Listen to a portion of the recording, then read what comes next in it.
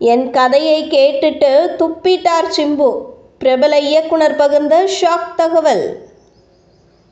வணக்கம் செய்தி புனல் நேயர்களே. பிரபல இயக்குனர் நடிகர் சிம்பு தன்னுடைய கதையை கேட்டு துப்பிவிட்டதாக அண்மையில் கொடுத்த பேட்டி ஒன்றில் கூறியுள்ள தகவல் அதிர்ச்சியை ஏற்படுத்தியுள்ளது. தமிழ் சினிமாவில் பல படங்களை இயக்கி பிரபலமான எஸ்.டி. சபா மற்றும் இயக்குனர் எழில் ஆகியோரிடம் துணை இயக்குனராக பணியாற்றிய அனுபவத்தை கொண்டு இயக்குனராக மாறியவர்தான் சுசீந்திரன். அந்த வகையில் 2009ஆம் ஆண்டு நடிகர் விஷ்ணு விஷால் ஹீரோவாக நடித்து வெளியான வெண்ணிலா கபடிக்குழு திரைப்படத்தின் மூலம் இயக்குனராக அறிமுகமானவர். இந்த திரைப்படம் மிக குறைந்த பட்ஜெட்டில் எடுக்கப்பட்ட நிலையில் சுமார் 47 கோடிக்கு மேல் வசூல் சாதனை செய்தது. அதேபோல் விஷ்ணு விஷாலுக்கு மிகப்பெரிய திருப்பு முனையாகவும் இந்த திரைப்படம் அமைந்தது.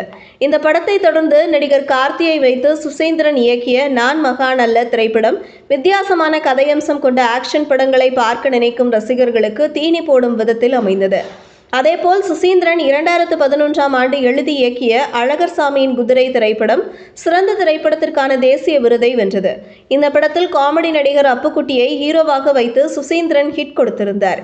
இதன் பின்னர் விக்ரமை வைத்து ராஜா பாட்டை படத்தை இயக்கி தோல்வியடைந்தார்.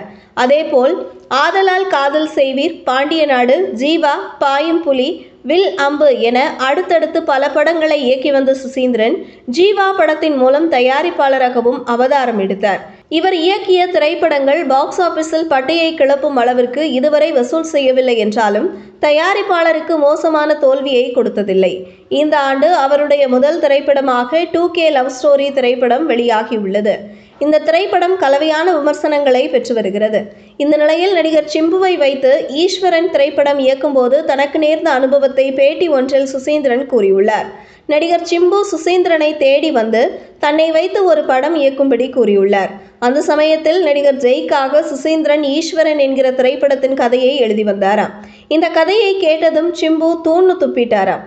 இதெல்லாம் ஒரு கதையா என்பது போல் சிம்பு யோசித்த நிலையில் பின்னர் இந்த கதையை அப்படியே சிம்புவுக்கு ஏற்றார் போல் சில மாஸ் எலமெண்ட்ஸுடன் கூறிய போது சிறப்பாக இருக்கிறது, கண்டிப்பாக இந்த படத்தை பண்றோம் என்று உறுதியளித்துள்ளார்.